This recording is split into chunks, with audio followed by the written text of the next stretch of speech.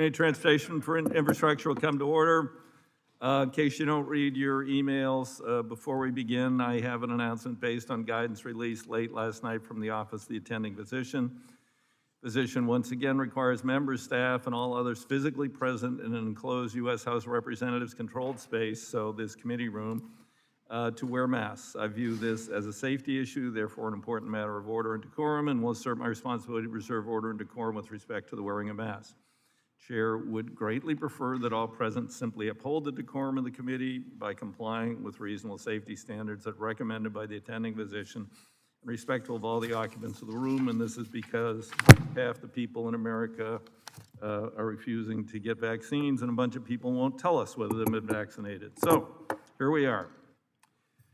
I call the Committee on Transportation Infrastructure to order. Pursuant to Committee Rule F, House Rule 11-2H4, the chair may postpone further proceedings today on any question approving any measure or matter adopting an amendment on which a recorded vote in yeas, nays, or ordered, and without objection, the chair is authorized to declare recess in any time.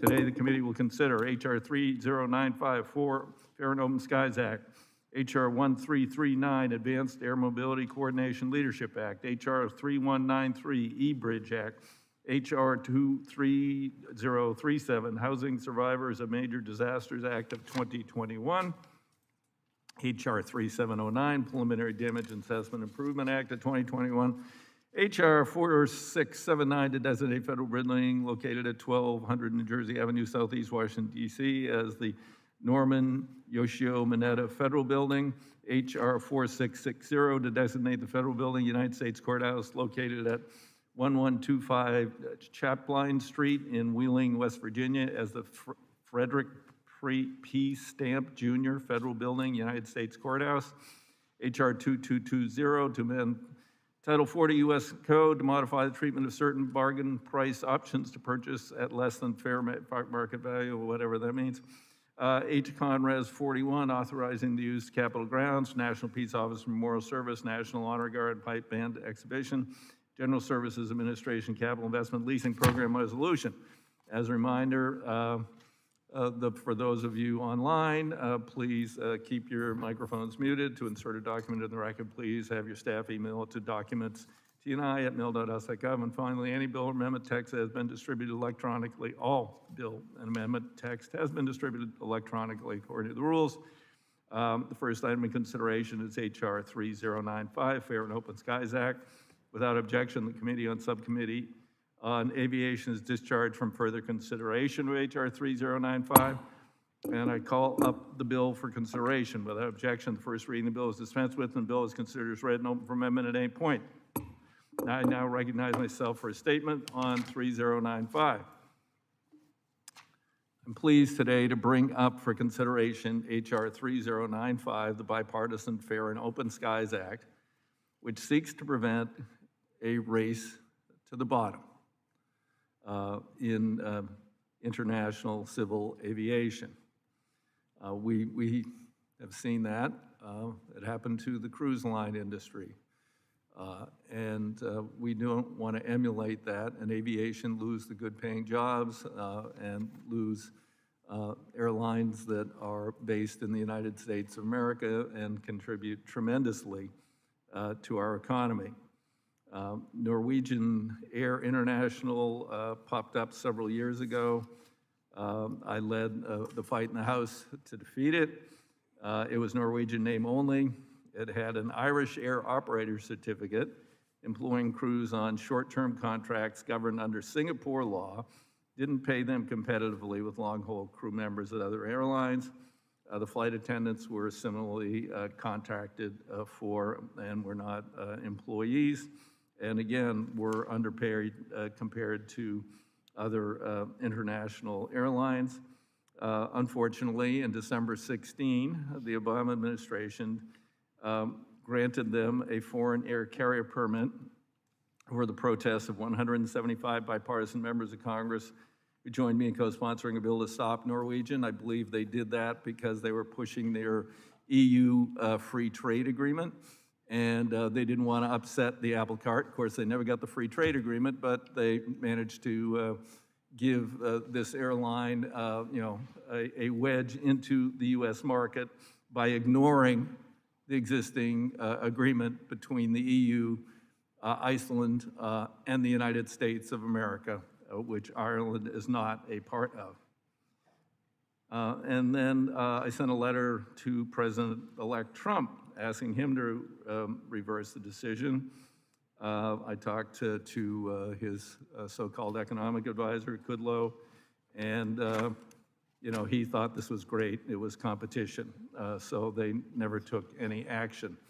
It's not competition when you have a flag of convenience, a substandard carrier paying substandard wages, employing people on contract, and ultimately I believe it would lead not only to anti-competitiveness and undermining a great industry in the United States of America, but also ultimately I believe it would have resulted in issues regarding safety.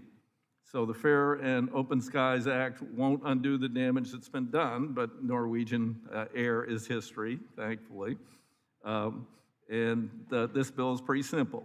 Prohibits the issuance of a foreign air carrier permit to any future airline seeking to fly the United States that subverts the strongest U.S. European labor standards, fair competition, consistent with our current international air transport agreement, the U.S.-EU Norway-Iceland Transport Agreement. Second, it states unequivocally that preventing a foreign airline from exploiting a flag of convenience or otherwise undermining labor standards is in the public interest. Kind of a no-brainer, but sometimes the bureaucrats or people with another agenda forget that. The threat is real. There's another airline proposed thus far. He's saying, well, he's not going to follow that model, but there's nothing to say someone else won't pop up, or there's nothing at this point binding on that particular airline, even though they have entered into agreement with the Association of Flight Attendants. So to have these protections in place, from what I've been told, haven't talked to the gentleman, he says he's going to observe all these rules. Well, great, then he shouldn't have any problem with this bill. We had 156 co-sponsors last year. I want to thank Rick Larson, Chair of the Aviation Subcommittee, Sharice Davids, Vice Chair of the Committee, Connor Lamb, Kai Kahale, Rodney Davis, Drew Ferguson, Bill Johnson, Don Bacon, and Jack Bergman, and others who are already co-sponsors of the bill. Look forward to continuing the work this Congress advance this important legislation, protect U.S. jobs and our nation's international airlines. I urge my colleagues to join me, the aviation workforce, in supporting H.R. 3095. I recognize now Ranking Member Graves for a statement.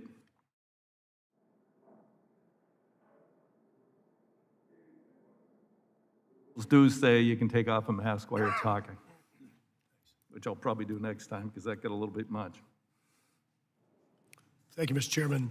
Mr. Chairman, I want to thank you for bringing up this bill, and I want to be clear that I think every member of this committee supports the intent of the legislation, myself included. There's no doubt, as you and I have worked together on the maritime industry to try to ensure that U.S. carriers are at a level playing field. We don't want to see the same evolution in aviation as we've seen happen in the maritime industry and some of the battles that we've had over the years there. No one wants foreign air carriers using loopholes to relocate to countries like Liberia, Panama, and directly compete against U.S. carriers, U.S. companies, and paying pennies on the dollars to their flight attendants, pilots, and others. No one wants U.S. air carriers to be put at a competitive disadvantage. And like you, I've heard from all sorts of folks from all sides of this issue and have had some very valuable input. I know that some of that has been reflected in the legislation.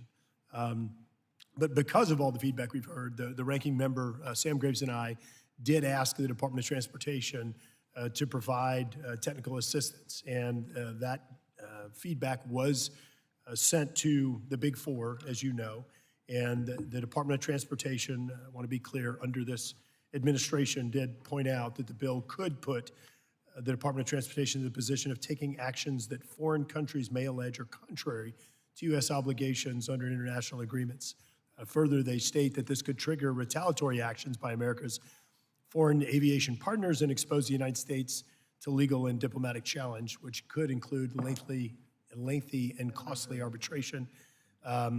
They explained the bill would require it to determine the intent of commercial decisions by foreign air carriers in deciding where to establish their operations. Let me say that again. It could actually force the department to require a determination for the intent of commercial decisions by foreign air carriers. So this is sort of getting in someone's head and trying to decide, trying to understand how they made a decision or why.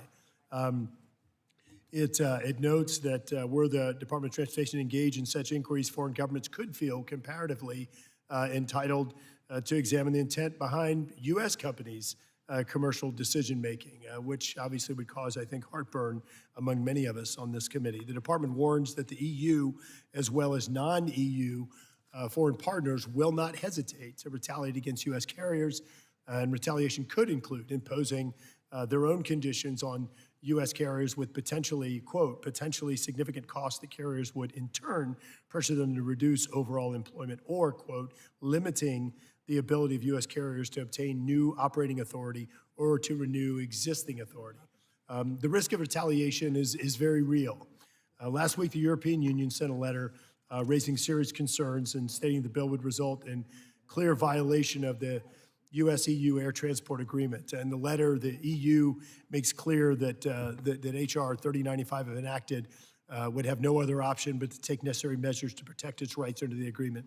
Finally, there are concerns about how the bill might impact our standing in future trade negotiations. I want to be clear. I fully support the intent of this legislation, and Mr. Chairman, I want to be clear on that. I fully support the intent of this legislation, and we do need to learn from some of the painful mistakes and battles that we fought together in the maritime industry. But I also want to make sure that we have this objective that we share of having a level playing field.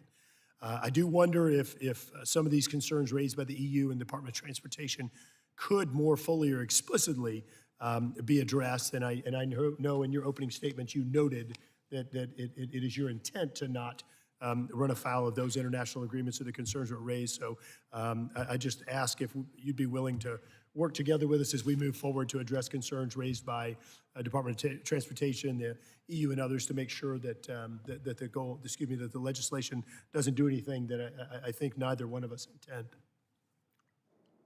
Well, I thank the gentleman. I'd be happy after we move the bill out before we go to the floor to have discussions. But we are saying it should be compliant with the existing agreements. They threatened this before with Norwegian Air, which was not compliant with the existing agreement. They threatened us the same way. And then, of course, I know there's a lot of pressure from UPS and FedEx who fear that somehow this is going to hurt their access to markets. All of this is unfounded, and any complaints that were brought for us complying with our international agreement, I believe, would be unfounded and would be dismissed. But I'd be happy to further discuss the concerns of the bureaucrats at DOT. And with that, I yield to Rick Larson. Well, okay. Mr. Chairman, thank you. And I do want to reiterate that I think in your opening statements, you made clear that it wasn't your intent to run afoul of some of those agreements, and these aren't just concerns that we've heard. These are concerns from this administration, and so I do thank you for the commitment to work with us, and look forward to doing that as this bill moves forward. Yield back. Okay. I thank the gentleman. With that, the chair of the subcommittee, Mr. Larson. Thank you, Chair DeFazio, for holding the markup today on any number of bills, but certainly including this particular one. And as chair of the Aviation Subcommittee, I'm really pleased that legislation before the committee includes bills to strengthen the U.S. aviation and aerospace sectors to improve our global competitiveness and ensure the future of the sector remains bright. So I ask my colleagues to support H.R. 3095, the Fair and Open Skies Act. I'm looking toward the future of aviation and aerospace, and I know that it means creating jobs and improving the nation's competitiveness in the global market. This bipartisan bill states unequivocally that the U.S. will not reward countries that break their commitments to protect working women and men. And passing this bill will also send a clear message that Congress supports the best aerospace and aviation workforce in the world by preventing airlines from using flags of convenience to circumvent strong labor laws and safety regulations. So with that, Mr. Chairman, I ask my colleagues to support H.R. 3095 and I yield back. Thank you. Unless Mr. Graves wants to change hats and be recognized again, I'd look to recognize anyone else on the Republican side. Anyone online? Not hearing anybody? Okay, hearing none. Representative Kahale. Recognized for 5 minutes. Kai? Aloha, Mr. Chairman, and mahalo for yielding me the time to speak. Chair DeFazio, Chair Larson, thank you for spearheading this critical aviation legislation. The legislation presented before us allows for the opportunity to promote the protection of American jobs from unfair competition, codifies American safety standards for passengers, and prohibits foreign air carriers from circumventing the rules of aviation. As an active commercial air transport pilot, I have firsthand experience in understanding the rigorous training and evaluations required of every U.S. pilot, crew member, and air carrier to operate. As a country, we pride ourselves on operating one of the safest aviation systems in the world, thus permitting foreign airlines to systemically ignore standard regulations and labor requirements could deteriorate the level of safety measures that currently exist within the American airline community. As travel has started to bounce back since the beginning of the COVID-19 pandemic, this bipartisan bill would ensure the welfare of our constituents and safeguards the future of aviation. This critical legislation would uphold job security while ensuring the airline industry remains competitive in the international market. Various foreign airlines operating as flag of convenience carriers are exploiting this characterization and avoiding their home country's tax, labor, and safety regulations. It is crucial to terminate these atypical practices which are undermining and abusing American workers and labor standards. I'm a proud co-sponsor and strongly support the Fair and Open Skies Act to ensure that any foreign airline seeking to serve the United States abides by our standards and upholds the integrity of our aviation industry. I'm proud to see this bill being brought before the full committee.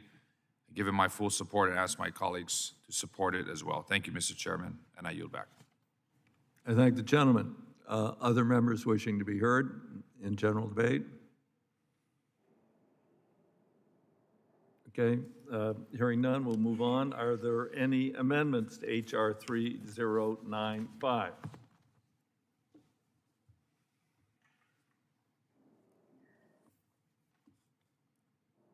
Okay, hearing none. The question is on the adoption and favorably reporting of H.R. 3095 to the House of Representatives. All those in favor signify by saying aye. Aye. Aye. Aye. Aye. I forgot to give the people online a warning. Let's try it again. Okay. If you're unmuted and you're going to say aye, okay, those in favor say aye. Aye. Aye. Okay. Okay, mute. Those opposed? Unmute. Signify by saying nay.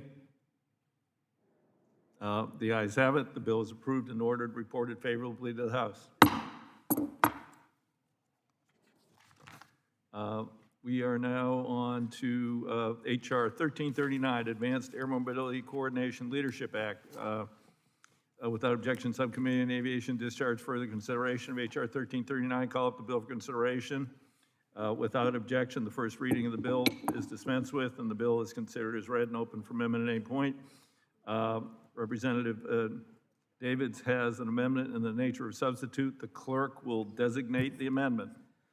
Amendment in the nature of a substitute to H.R. 1339, offered by Ms. Davids of Kansas, number 010. Without objection, the amendment in the nature of substitute shall be considered as read and shall be considered base text for purposes of further amendment.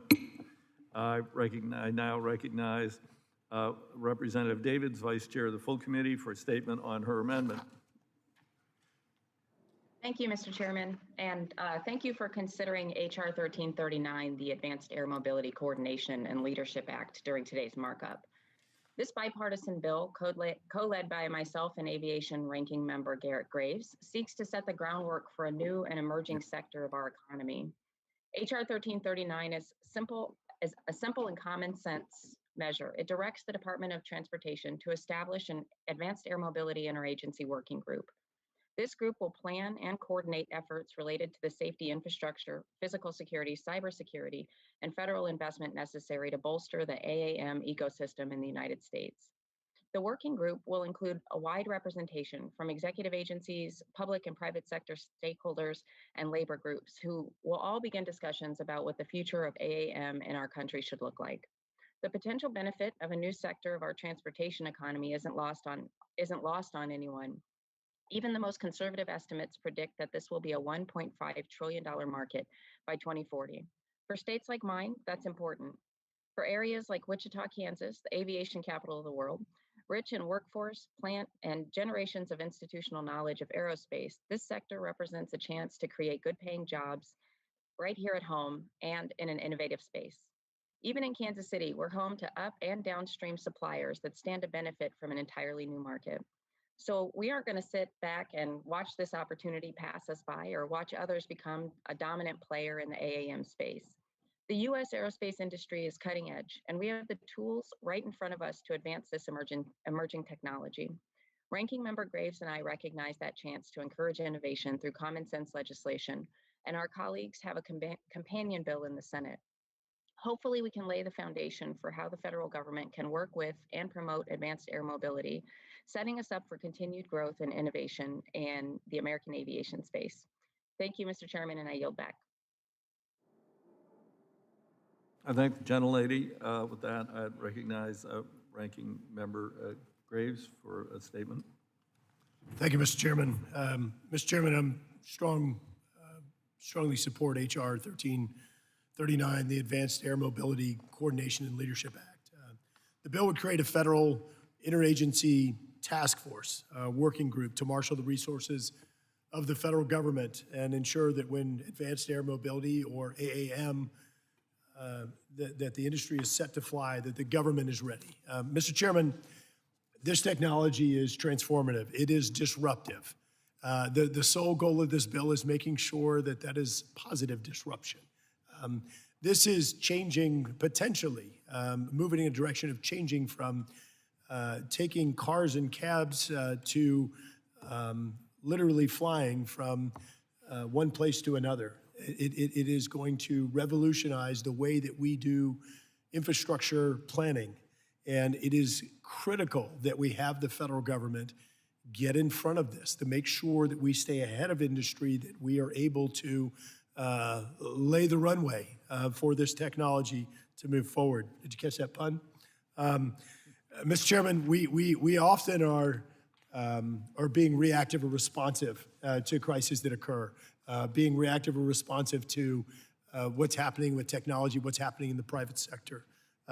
This bill is an exciting opportunity, and I want to thank Ms. Davids for her leadership and vision on this. It's exciting because this gives us an opportunity to get ahead of the curve, to ensure that our regulatory system, that our planning is in place prior to the evolution of this technology to full commercialization. I truly believe that this advanced air mobility provides unlimited promise to our urban, suburban, and rural communities. As the technology to connect cities, towns, and communities across the United States by reimagining our air transportation system as a part of our everyday lives, to the point to where, just like you order a Uber or Lyft ride on your phone, you could potentially do the same with this in flying instead of driving. A Deloitte study this year found that the AAM industry in the United States could reach $115 billion by 2035, employing 280,000 people. It's an exciting opportunity to connect communities. In my state, folks in Baton Rouge could hop on an electric vertical takeoff and landing or eVTOL aircraft and travel to New Orleans for business or fun. Let's be honest, fun. Without having to sit in traffic on Interstate 10, which is often backed up. Energy workers could reach the Gulf of Mexico energy platforms quickly, quietly, safely, and cheaply. The Department of Defense has realized the potential for eVTOL aircraft and to revolutionize its own operations here in the United States and abroad, which is why it's investing heavily in the Agility Prime program to foster the AAM industry. But challenges are in front of us. Issues relating to aircraft certification, ground infrastructure, air traffic control, battery storage, cybersecurity, physical security, spectrum, and more pose significant hurdles to safely operating and integrating AAM into our national airspace system. With the benefits promised by the technology and the challenges that remain, we need everyone at the table as soon as possible to start thinking through, working through, planning through these issues. That's exactly what this bill does, and I'm proud to support it. Again, I want to thank Vice Chair Sharice Davids for her leadership and partnership in sponsoring the bill. Mr. Chair, we can get ahead of the issues related to AAM and deliver benefits to the American public sooner if we act now, and this bill is a great place to start. Thank you, and I yield back. I thank the gentleman. I thank both my vice chair, Representative Davids, and Mr. Graves, the ranking member of the Aviation Subcommittee, for their work on this. There is a tremendous opportunity here. I mean, the U.S. has ceded too much to overseas, and if we can develop and integrate these vehicles into, United States airspace, safely, we can potentially become an exporter of that technology around the world. It is an extraordinarily interesting and innovative way to deal with congestion, which would be, a godsend for many, many, many Americans. I mean, this was, the Jetsons 30 years ago. It's, it's a reality now. A ranking member, Graves, talked about a manufacturer in his district, and I have one in Pendleton, Oregon, who's in advanced development of these vehicles. Obviously, we're going to have to go through full certification for their safety for those in the vehicles and obviously those on the ground below them. And so this bill would establish an interagency working group that would bring together the federal government, states, and localities. We don't want a patchwork because of the failures of the Energy and Commerce Committee in the House and I guess the Commerce Committee in the Senate. We don't have federal standards on potential self-driving vehicles. So you're seeing a patchwork in the 50 states. That doesn't work. This would be us getting ahead of the problem and developing a thoughtful approach. I'm really pleased that we're taking that initiative. So federal government, states, localities, aerospace industry, labor unions, other stakeholders to plan and coordinate these to be safely integrated into our airspace system. There will be issues. We're also going to have small drones delivering packages. That low airspace is something we haven't spent, historically a lot of time developing the technology to deal with these things. Obviously, most of these are going to have their own sort of avoidance technologies on board, something like ADS-B in and out. I don't know, but there's still going to have to be oversight by the FAA. There's an incredibly long list of manufacturers and interest groups, which I won't read, who are supportive of the legislation. We held a hearing on this, thanks to Representative Larson in April of this year, highlighting the potential extraordinary benefits for this industry, and I strongly support the legislation. Is there anyone on the Republican side who wishes to participate in general debate since we don't have two ranking members? Hearing none, I'd recognize Representative Larson, the chair of the subcommittee. Thank you, Mr. Chair, and I'm pleased to see the Bipartisan Advanced Air Mobility Coordination and Mobility Act is up for consideration.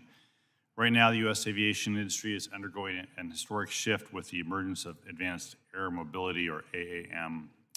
This legislation, co-sponsored, prime sponsored by Representative Davids and Representative Graves, fosters collaboration between federal agencies and civil aviation leaders on AAM principles, which will lead to safety, security, and frankly, a smarter investment in AAM. So as the nation works towards long-term economic recovery, we here in Congress can continue to have a forward-looking agenda on the future of U.S. aviation and aerospace, and AAM is part of that. So I want to thank Representative Davids and Representative Graves again. I want to thank Chair DeFazio and the committee staff for their work on this legislation, and encourage my colleagues to support this bill and continue to build the nation's aviation and aerospace industry. With that, I yield back. I thank the gentleman. I haven't looked, but I assume now there are 3 votes because I see we're having a motion to adjourn. So someone's upset about something. So there will be 3 votes. There's only 6 minutes left on the first vote, meaning hopefully just 11 minutes. So we will stand in recess until the conclusion of these votes and then return, and the first order of business will be amendments to this bill. With that, the committee stands in recess.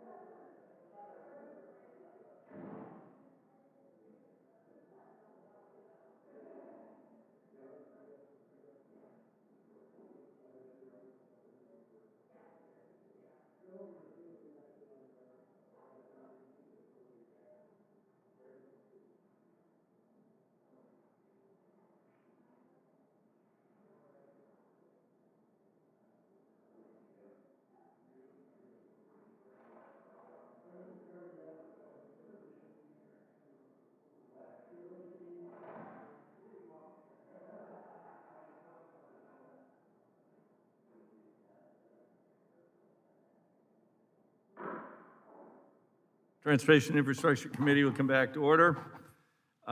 We will now proceed to amendments to the amendment, the nature of a substitute to H.R. 1339. The first amendment is Perry 273. The clerk will designate the amendment. Amendment to the amendment in the nature of a substitute to H.R. 1339, offered by Mr. Perry, number 273. Without objection, the amendment will be considered as read. I recognize Mr. Perry to speak on his amendment for 5 minutes. I thank the chairman. This amendment requires the Secretary and FAA Administrator to coordinate with the groups that represent the interests of consumers and groups that represent the interest of taxpayers, in addition to those listed in the underlying bill. This critical taxpayer and consumer protection ensures there is an independent voice to inform the Secretary and the Administrator of the implication of items considered by the working group on the consumer and the taxpayer. This is vitally important given the mission of the working group to report recommendations regarding the safety, operations, security, cybersecurity, infrastructure, and other federal investment or actions necessary to support the evolution of the early AAM to higher levels of activity and societal benefits. Those footing the bill and those who will eventually be the end user of such systems should have a seat at the table. I urge adoption of this amendment, and I yield the balance. I thank the gentleman. Do others wish to be heard on the amendment? Representative Graves, recognized for 5 minutes. Thank you, Mr. Chairman. Mr. Chairman, I just want to quickly say I believe that this amendment is an amendment that's in the best interest, that does improve the bill. I appreciate Mr. Perry bringing it up, and keep in mind that this is a consultation role. I urge adoption of the amendment. Yield back. Okay, I thank the gentleman for his brevity. Other members? Mr. Larson, do you want to speak? Yes, I could. I'd like to address this amendment, Mr. Chair. Recognized for 5 minutes. Thank you, Mr. Chair. Mr. Chair, Aviation Subcommittee, just as we're moving forward on AAM, I think that this is important to have these groups represented on this committee. I think it's a good amendment, and I'll be supporting it. Yield back. I thank the gentleman. Any other members?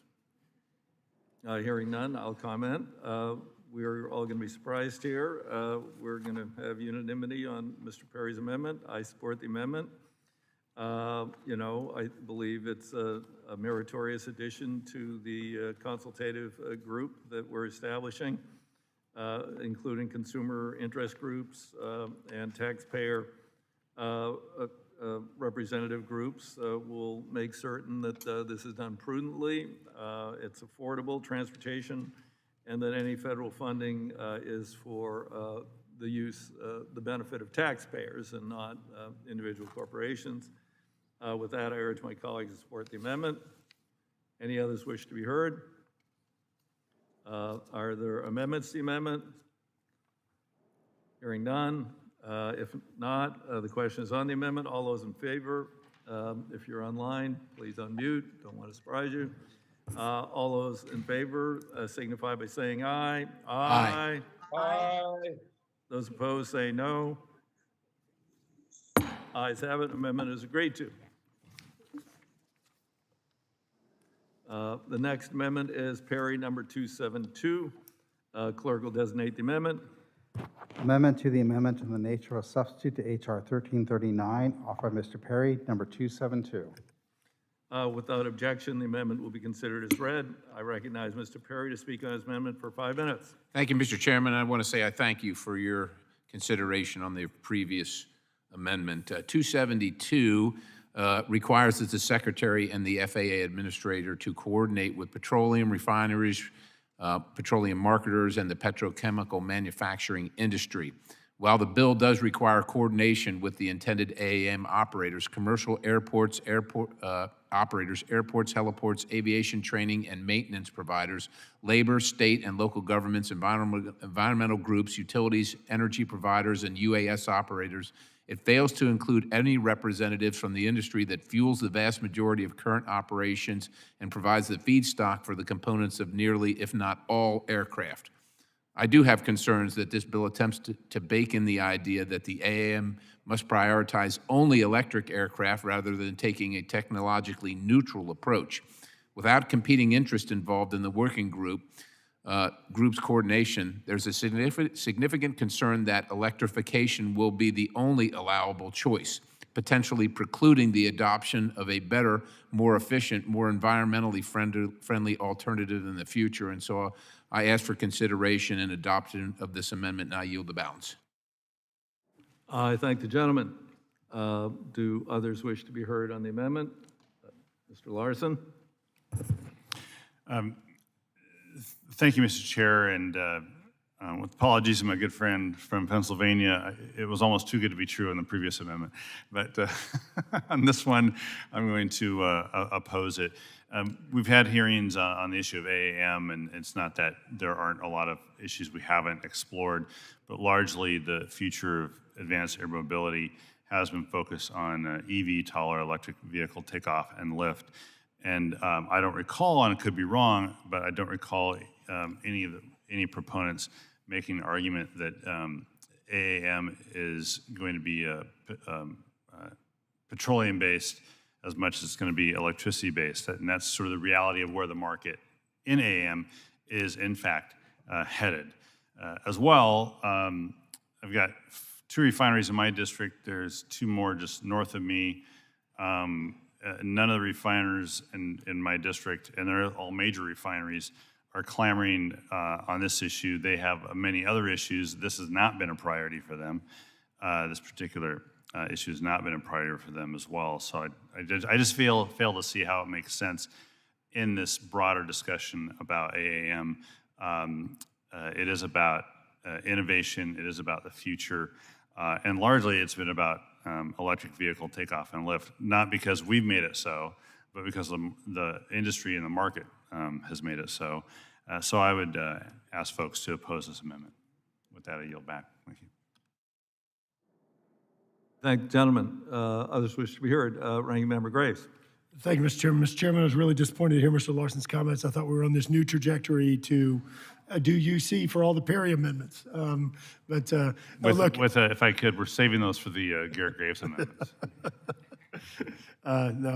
Thank you very much, Mr. Chairman. And I want to thank Mr. Perry continuing to try and ensure that all stakeholders are involved. Mr. Chairman, I just want to ask if there's a way for us to work through this. I think that we're all generally on the same page in terms of inclusion of appropriate folks, and if we can possibly try and figure out a path forward here where we try and make sure that the bill's intent is consistent with bringing the right people to the table. Yield to the chairman. Thank the gentleman for yielding. As the gentleman pointed out, section D1J, page 4, says energy providers. It is actually neutral in terms of the bill, and I would leave that to market forces to not specify or emphasize one particular provider of potential power for these vehicles over others, which might be hydrogen-based, might be green hydrogen. It might, a lot of the ones I've being developed in Oregon are electricity-based. Of course, we have plentiful electricity in the Pacific Northwest, and it's relatively inexpensive. So I don't see a reason to choose one over the other, since it says energy providers, fossil fuel companies, utilities, and others would all be included as energy providers. So I would urge the gentleman to potentially recognize that I think we have not excluded nor specifically included or emphasized one industry over the other. At your time, I yield back to you if you want to yield to Mr. Perry. Yield to Mr. Perry. Well, I thank the chairman, and I thank ranking member Mr. Graves for clarifying that for me and for all of us, and with your commitment, Mr. Chairman, on the energy providers language, that this will be addressed and not be weighted towards one technology or another, one energy source or another. With your commitment to working on that and being open to that, I will respectfully withdraw the amendment. I yield, Chair. I thank the gentleman for yielding. Again, I'm not picking or choosing here. I'm going to leave it to market forces. I don't know about the ones in Garrett's district, The ones in Oregon are electricity-based. I've heard of others that are going to be hydrogen-based. There is brown hydrogen, there's green hydrogen. Some may well be fossil fuel-based. I don't know, and I don't think we should choose. So by including energy providers, everybody gets to compete.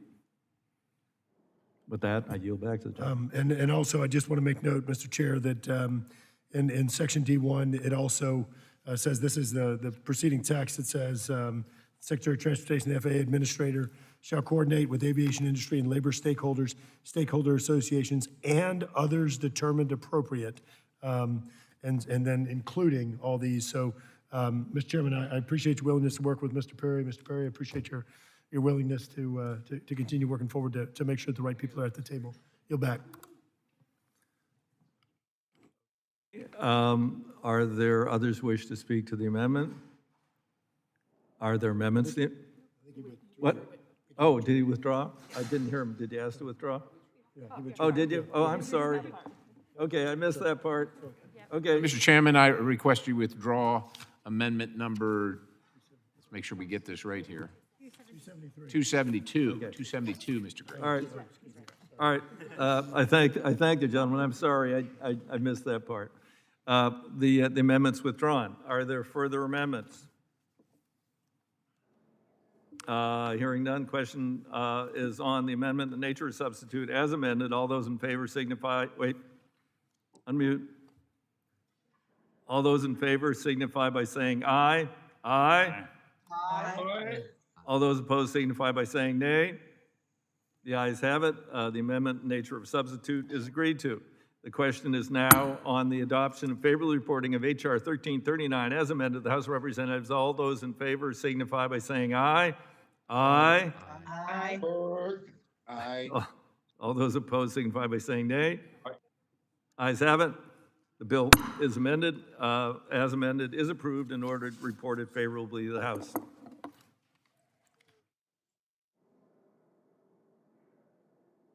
I was muted. I don't know if it makes any difference because it was voice vote.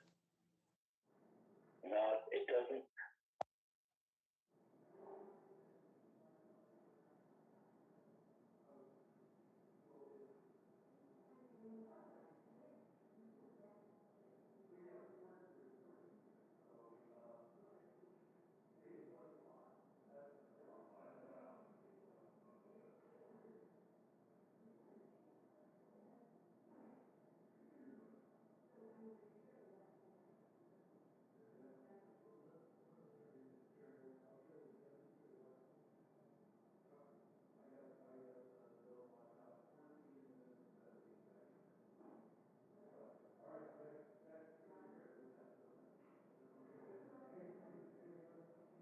Yeah, and then come back and take this chair. That way we just keep it going, and I'll tag out with you. Our next item for consideration is H.R. 3193, I'm sorry, you say. the E-Bridge Act. Without objection, the Subcommittee on Economic Development, Public Buildings, Emergency Management, Discharge from further consideration of H.R. 3193. I call up the bill for consideration. Without objection, the first reading of the bill is dispensed with. The bill is considered as read and open for amendment at any point. I now recognize, well, the clerk didn't designate. No, it's no amendment. He doesn't have to. Huh? It's not an amendment. He doesn't have to designate. Okay. I now recognize myself for a statement on H.R. 3193. This was introduced by Ranking Member Graves, Representative Guest. Create a high-speed broadband initiative at the EDA, clarify that public-private partnerships consortiums are eligible for broadband project grant awards, access to reliable high-speed internet, vital for participation in today's workforce and economy, became way more apparent during this whole COVID crisis. Unfortunately, millions of the people in the country, including many in my district, still don't have access to high-speed internet. You know, my statewide is 10%. My district is probably more like 30%. In order to effectively deploy broadband projects in the last mile, local communities must have flexibility to collaborate with public-private partnerships, consortiums, developing project proposals, EDA awards, grants. Committee are most of assistance, but many communities lack the financial technical resources. Clarifying public-private partnerships and consortiums are eligible.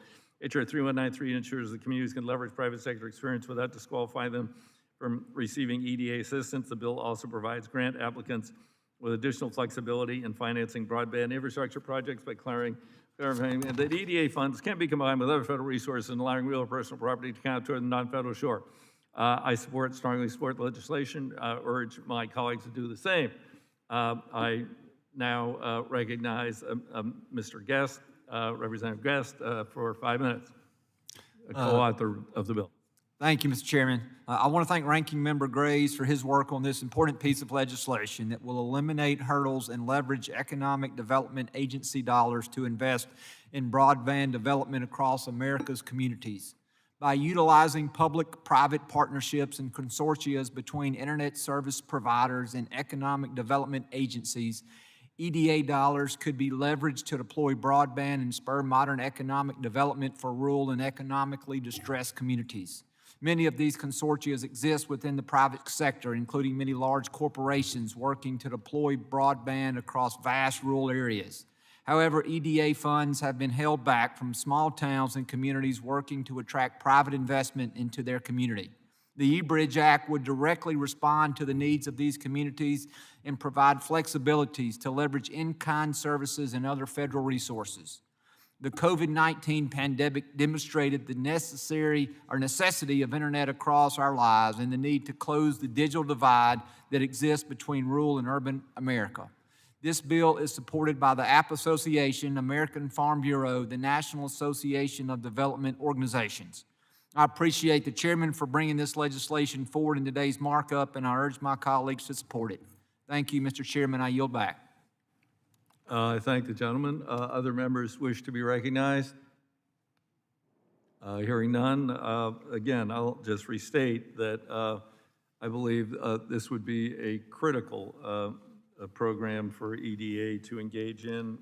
It will have benefits in my district. In fact, one small town in my district that was totally incinerated and obliterated by a fire trying to rebuild is working off some lame temporary cell towers, and if they could get broadband, which we're hopefully with the assistance of the state of Oregon going to get in, but it would be even better with EDA, who's actively involved in their recovery, if they could help.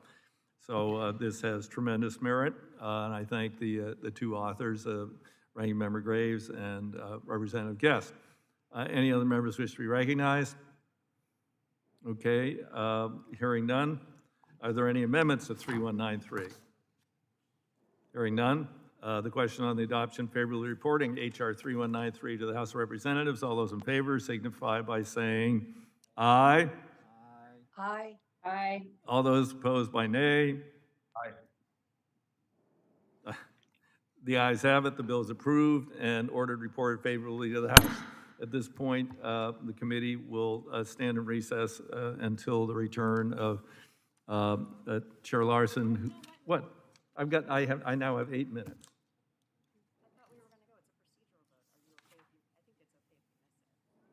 Well,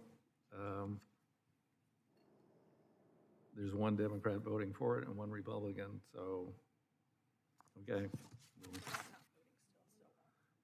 All right, we'll move on. Our next item of consideration is H.R. 3037, Housing Survivors Major Disaster Acts 2021. Without objection, Subcommittee on Economic Development, Public Buildings, Emergency Management is discharged from further consideration of 3037. I call up the bill for consideration. Without objection, first reading of the bill is dispensed with.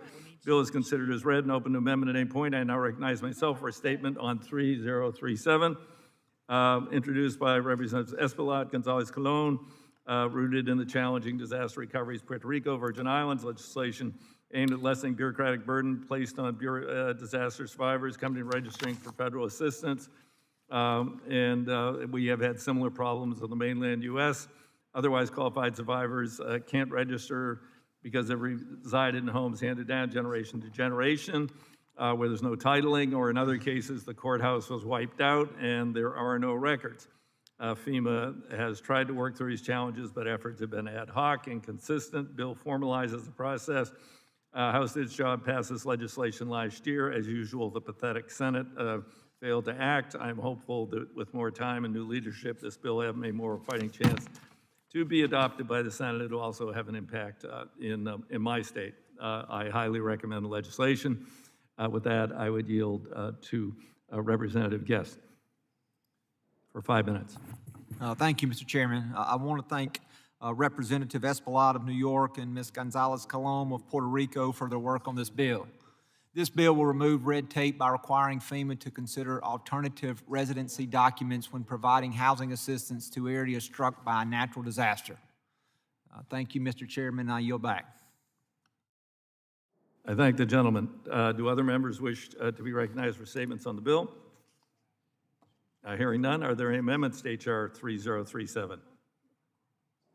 Hearing none, the question on adoption, favorably reporting of H.R. 3037. The House of Representatives, all those in favor signify by saying aye. Aye. Aye. All those opposed signify by saying nay. The ayes have it. The bill is approved and ordered reported favorably to the House. Next item for consideration is H.R. 3709, Preliminary Damage Assessment Improvement Act of 2021. Without objection, the Subcommittee on Economic Development, Public Mobility, Emergency Grant, discharge further consideration of 3709. Call up the bill for consideration. Without objection, first reading of the bill is dispensed with. Bill is considered as read and open for amendment at any point. I now recognize myself for a statement. This bill introduced by Representative Katko, former subcommittee ranking member, direct FEMA, Federal Emergency Management Agency, produce a report examining the preliminary damage assessments or PDA process, establish more consistent training regime for FEMA personnel to effectively support these assessments. FEMA uses PDA findings in the wake of disaster, determine the extent of damage, subsequent unmet needs of individuals, business, public sector, and affected community. This would ensure greater consistency for PDA across FEMA's 10 regions by creating a training program. They are inconsistent now nationally and even within regions. I support this bill and urge my colleagues to do the same. I now recognize Representative Guest for his 5 minutes. Thank you, Mr. Chairman. I want to thank Mr. Katko for introducing H.R. 3709 and urge support. We all know how important FEMA's preliminary disaster assessment is in determining eligibility for disaster assistance. This bill will ensure state and local stakeholders are involved in reviewing and developing recommendations for improving this process. I support this bill and I urge my colleagues to do the same, and I yield back. Thank the gentleman. Do other members wish to be heard? Hearing none. Are there amendments to the amendment? Hearing none. The question is on the adoption favorably reporting of H.R. 3709 to the House of Representatives. All those in favor signify by saying aye. Aye. Aye. All those opposed by saying nay. The ayes have it. Bill is approved. Ordered favorably to the House. Do you want to recess, or are you worried about to go to vote? Well, yeah, let's do that. Okay. Okay, we got through 3. Yeah, we got through 3. The rest will be Okay. easy. The committee stands at recess. Okay.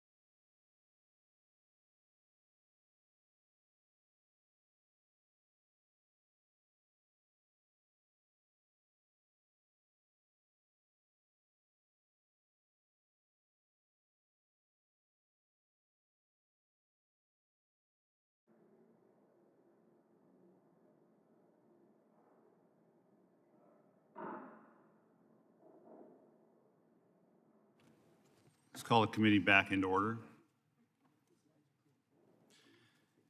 Next item up for business of the committee is HR 4679 to designate the federal building located at 1200 New Jersey Avenue Southeast in Washington, D.C. as the Norman Yoshio Mineta Federal Building. Without objection, the Subcommittee on Economic Development, Public Buildings, and Emergency Management is discharged for further consideration of HR 4679, and I call up the bill for consideration. Without objection, the first reading of the bill is dispensed with, and the bill is considered as read and open for amendment at any point. I'll now recognize myself for a statement. HR 4679, which Representative DeFazio, Chair DeFazio introduced, names the Department of Transportation Headquarters Building in Washington, D.C. after our former colleague, Norm Mineta, and this recognition is long overdue. Secretary Mineta is a great American patriot. He, along with his family, suffered from the grave injustice of being forcibly relocated and interned during World War II. But he was not bitter towards his government. Instead, he spent his career serving his country by participating in and improving government. For almost 30 years, Norm represented San Jose, California on the city council, then as mayor, and then from 1975 to 1995 as a member of this body. He served on this committee, which was then called the Committee on Transportation and Public Works, throughout his entire time in Congress. He chaired the Subcommittee on Aviation and the Subcommittee on Surface Transportation, and he chaired the full committee for one term. He was a primary author of the Intermodal Surface Transportation Efficiency Act of 1991, or ICE-T, which, as President George H.W. Bush said during the signing ceremony, was, quote, the most important transportation bill since President Eisenhower started the interstate system 35 years ago. This bill, said President Bush, also means investment in America's economic future for an efficient transportation system. It's essential for a productive and efficient economy. The future of the American transportation begins today. Norm's skills and accomplishments were widely recognized. He was President Bill Clinton's Secretary of Commerce and President George W. Bush's Secretary of Transportation, where he was the longest-serving Secretary of Transportation in U.S. history. Following the terrorist acts of September 11, 2001, Secretary Mineta guided the creation of the Transportation Security Administration, an agency with more than 65,000 employees, the largest mobilization of a new federal agency since World War II. For his contributions to this committee, to this institution, to our government, and to the field of transportation, Secretary Mineta deserves this recognition. So please support in honoring our friend and colleague, Norm Mineta. I now recognize Ranking Member Graves for a statement. Thank you, Mr. Chairman. Mr. Chairman, Norm Mineta served as a distinguished member of this committee for many years, including as ranking member and chairman. Went on to serve as Secretary of Transportation under the George W. Bush administration. And a little bit closer to home, Miss Lynn Dunstan, who works in our Baton Rouge office and is a guru on all things veterans. She actually worked for Secretary Mineta, and I know holds him in very high regard. So, Mr. Chairman, yield back. Now it's time.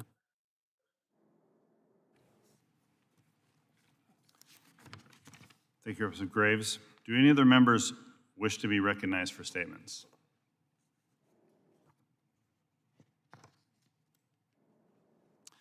Hearing none. Are there any amendments to HR 4679? No amendments? So now we'll move to final passage. The question is on the adoption and favorably reporting of HR 4679 to the House of Representatives. All those in favor, be prepared to unmute. All those in favor signify by saying aye. Aye. Aye. Aye. All those opposed signify by saying nay. The ayes have it. The bill is approved and ordered reported favorably to the House.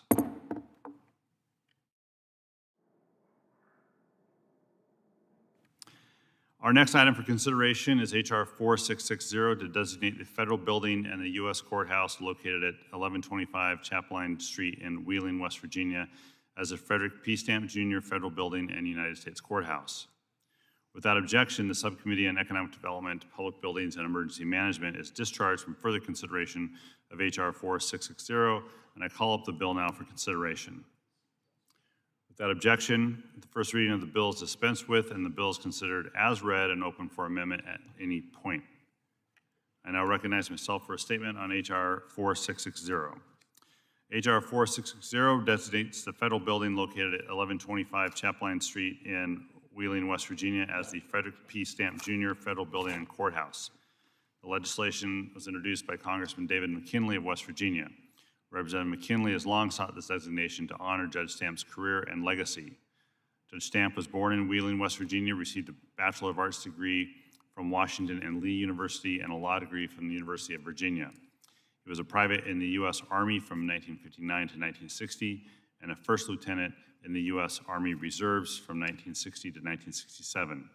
Judge Stamp was in private practice in Wheeling from 1960 to 1990. Judge Stamp's service to this community, to his state, and to the judicial system is widely respected. I support H.R. 4460 and urge my colleagues to join me. I now recognize Ranking Member Graves for a statement. Thank you, Mr. Chairman. I urge support for H.R. 4660, which was introduced by our colleague, Mr. McKinley from West Virginia. H.R. 4660 names the federal building and courthouse in Wheeling, West Virginia as Federal Judge Frederick P. Stamp Jr. I support the bill and yield back. Thank you, Representative Graves. Do any other members wish to be recognized for a statement? Are there any amendments to H.R. 4660? Hearing none, now the question is on the adoption and favorably reporting of H.R. 4660 to the House of Representatives. Please unmute. All those in favor signify by saying aye. Aye. Aye. Aye. All those opposed signify by saying nay. The ayes have it. The bill is approved and reported favorably to the House.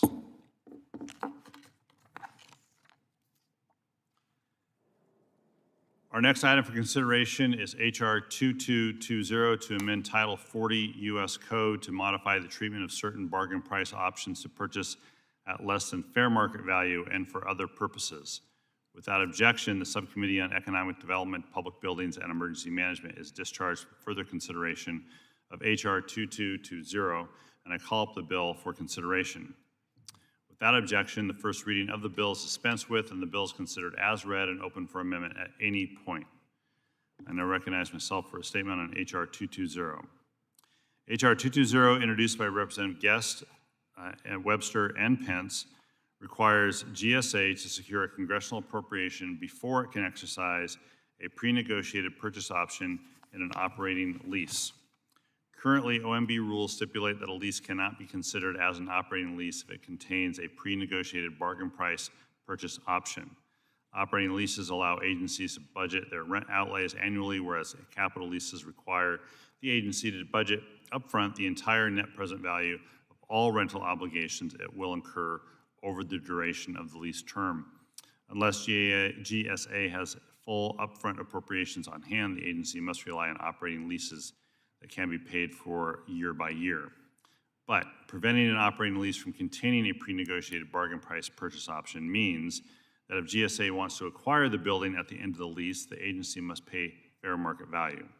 Instead of negotiating a sales price at the beginning of the lease, when the landlord is anxious to lock in a lease with the federal government, and before the value of the land is increased because the federal investment has supported a neighborhood revitalization, the federal government is required to pay for the building twice, once when it leases the building and once when it purchases the building at the end of the lease at the current market rate. OMB rules are designed to ensure that ownership risk stays with the lessor and that the lease isn't a mechanism through which the government finances its ownership of the property. But the effect is that the federal government is overpaying for buildings and not getting the benefit of equity that it has created for private sector landlords. I support this legislation. It was included in the H.R. 4487, that is the Public Buildings Reform and Savings Act of 2016. Support it again, and it's time to give GSA flexibility it needs to make savvy financial deals for the federal government. With that, I recognize Ranking Member Graves for a statement. Thank you, Mr. Chairman. I support H.R.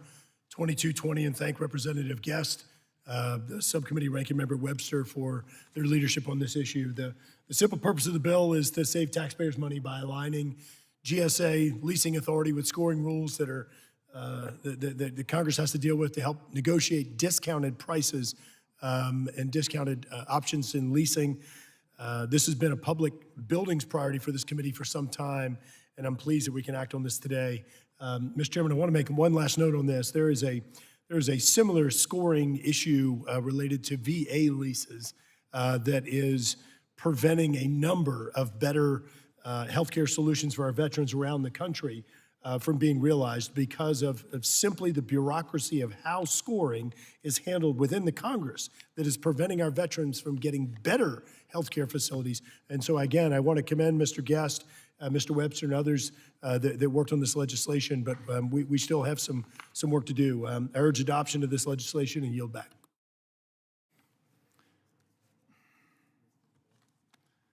Gentleman yields back. Are there any members wish to be recognized for a statement? Mr. Guest, Mississippi Representative, you're recognized for 5 minutes.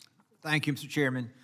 H.R. 2220 would allow the General Service Administration, known as the GSA, to enter into bargain price purchasing agreements in situations when the buying of federal property is the cheaper alternative to a long-term lease. Designed as a measure to bring free market efficiency into federal real estate, the legislation would save taxpayer dollars from costly long-term lease contracts where bargain purchases better suit the situation. In the GSA resolutions we will take up later in this markup, the Tacoma Union Station request shows the benefit of allowing these bargain price purchases. Prior to scoring rule changes, the GSA negotiated a $1 purchase of the facility in order to undertake necessary seismic and building system modifications. By purchasing the property, the GSA will be investing the needed investment to modernize the facility for federal use while realizing a lease cost avoidance of approximately $6.4 million in protecting taxpayer dollars. This is a common sense correction and will continue this committee's work in reducing the taxpayer's burden in federal real estate. I appreciate the chairman and ranking member for including this legislation in today's markup, and I urge my colleagues to support this bill. Thank you, and I yield back. Thank you, Representative. Is there any other members wish to be recognized? Hearing none, are there any amendments to H.R. 2220?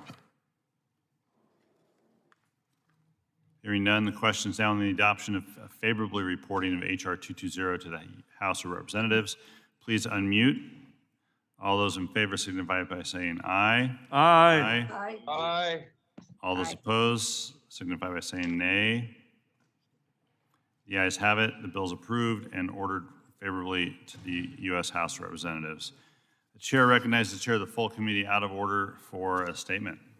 The chair is recognized for as much as he may consume. I thank the gentleman for his recognition. I understand while I was overvoting, you read my statement about naming the DOT headquarters for former Secretary and former Representative Norm Mineta. You know, I served with Norm for many years on this committee. He started, I think when I came in, he was chair of aviation, ultimately became chair of the full committee. You know, he was a great mentor. He went on to serve in 2 administrations as Secretary of Transportation, one Democratic and one Republican, which is an extraordinary record of service. And I believe that this recognition of Representative, former Secretary Mineta is, you know, is entirely warranted, and I appreciate my colleagues for having supported the bill while I was absent. I'm looking forward to it being taken up under suspension on the floor, and hopefully that's a suspension that someone won't call for a vote on. But if they do, I'm sure we will prevail. With that, I yield back the balance of my time. Thank you. Thank you, Chair. All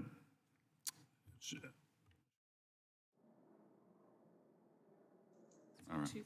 All right. And you don't have to read everything. All right, our next item for consideration is H-Con Res 41, authorizing the use of Capitol grounds for the National Peace Officers Memorial Service and National Honor Guard and Pipe Band Exhibition. Without objection, the Subcommittee on Economic Development, Public Buildings, and Emergency Management is discharged from further consideration of H-Con Res 41, and I call the resolution up for consideration. Without objection, the first reading of the resolution is dispensed with, and the resolution is considered as read and open for amendment at any point. At this point, I recognize Representative Titus, Chair of the Subcommittee, for a statement on the resolution. Representative Titus, you're recognized for 5 minutes. Thank you very much, Mr. Chairman. House Concurrent Resolution 41 authorizes the use of the Capitol grounds for the annual National Police Officers Memorial Service and the National Honor Guard and Pipe Band Exhibition. As chair of the subcommittee, as you mentioned, it's my honor to carry this resolution along with the support of my ranking member, Mr. Webster. Both events will be coordinated with the architect of the Capitol and with the Capitol Police. And this year will honor 394 officers whose names were added to the National Law Enforcement Officers Memorial earlier this year. The event is typically held each year in May, coinciding with the festivities of Police Week. But due to the COVID-19 pandemic and security concerns surrounding the Capitol, this year's event will take place in October. The memorial, which is located here in Washington, recognizes those in law enforcement who made the ultimate sacrifice. Of the 394 men and women being memorialized this year, 182 of them, sadly, died as a result of the COVID-19 pandemic. They are among the millions of frontline and essential workers who day in and day out risk their lives and their families' lives to keep us safe.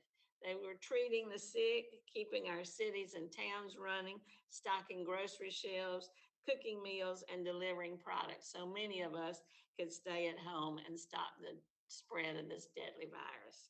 We can't bring back those that we've lost, but we can honor their sacrifice and take basic steps to keep ourselves, our loved ones, and our communities safe. That's the least that we owe them. I want to briefly note 3 names that were added to the memorial this year who hail from my state of Nevada.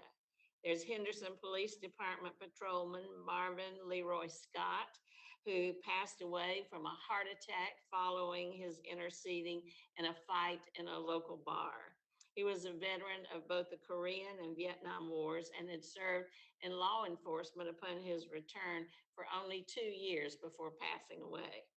Nevada Highway Patrol Sergeant Benjamin Michael Jenkins of Elko, Nevada, was shot and killed by an assailant when he stopped to help the person with the car who had broken down by the side of the road. That he was being a good Samaritan, and the person who had ties with anti-government extremism shot him on the spot. Sergeant Jenkins was the epitome of a public servant, having spent 21 years working for the state of Nevada, including for the state's fire marshal and the Division of Forestry before joining the Highway Patrol. He also had served in both the Air and Army National Guards and was a firefighter, a volunteer firefighter who had earned his EMT license. Finally, Lieutenant Eric Larson Lloyd of the Las Vegas Metropolitan Police Department passed away from complications of COVID on July 29th, 2020, just this year. He came to Southern Nevada in 1987 to attend the University of Nevada, Las Vegas, where he studied hospitality management and criminal justice. In 1990, following his graduation, Lieutenant Lloyd joined the Las Vegas Metro Police Department, where he proudly served our community in uniform. These are just some examples of the kind of heroes who will be memorialized in this service. My condolences are with their families and loved ones. These are 3 brave public servants, and we owe them a debt of gratitude. We must mourn the loss of the 394 brave men and women who will be recognized, and I hope that all members of the committee will join me in doing so by supporting this tribute to our fallen law enforcement officers. And I yield back. Representative yields back. Recognize Representative Graves for a statement. Thank you, Mr. Chairman. I want to thank Ranking Member Webster and Chair Titus for offering this resolution. The National Peace Officers Memorial events honor law enforcement officers who make the ultimate sacrifice each year. And this measure authorizes the use of capital grounds for those events. Tragically, in 2020, we had 295 fallen officers. Mr. Chairman, I'll say that again. 2020, we had 295 fallen officers. When you think about the impacts on the families and the communities across America, that number is exponentially higher in terms of the impacted members of our nation. These men and women put on the uniforms each day to serve and protect our communities and families at a time when our law enforcement officers have come under political and physical attack. It's important that this committee speak loud and clear that the vast majority of police officers are good people doing a tough job day in and day out to keep us safe. To all law enforcement officers who put their badge on each day and wear it with honor, we say thank you. Mr. Chairman, in my home town of Baton Rouge, we just had our 5th anniversary of an awful shooting of a number of officers involving some of our Baton Rouge Police Department and our East Baton Rouge Sheriff's Office. We had Deputy Garofalo, we had Montrell Jackson, and we had Matthew Gerald, who all were killed from a senseless, just awful attack by a really bad person. We had Chad Montgomery, Bruce Simmons, and Nick Touye, who all were shot as well. In fact, I just ran into Chad Montgomery the other day, just a few weeks ago, and spoke to him. But Nick Touye has been fighting for his life for over 5 years, Mr. Chairman. And I want to say it again, thank you to all the law enforcement officers across the country. This resolution, just one way, can demonstrate our support for these officers and their families and honor those who have lost their lives in the line of duty. I urge my colleagues to support this resolution and yield back my time. Thank you, Representative. Any other members wish to be recognized for statements? Are there any amendments to H-Con Res 41? Hearing none, the questions on the adoption and favorable reporting of H-Con Res 41 to the House of Representatives. All those, please unmute. All those in favor signify by saying aye. Aye. Aye. All those opposed signify by saying no.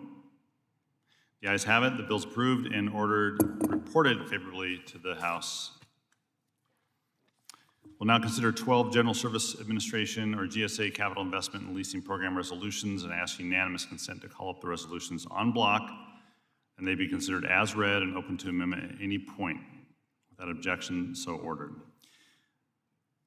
Just quickly, I do support the 12 GSA resolutions before us today. 11 of these resolutions provide GSA with authorization needed to undertake needed repairs and alterations to secure and or replace life safety, fire protection, seismic, structural, and mechanical, electrical, water, and roof systems in GSA-owned and leased buildings around the country.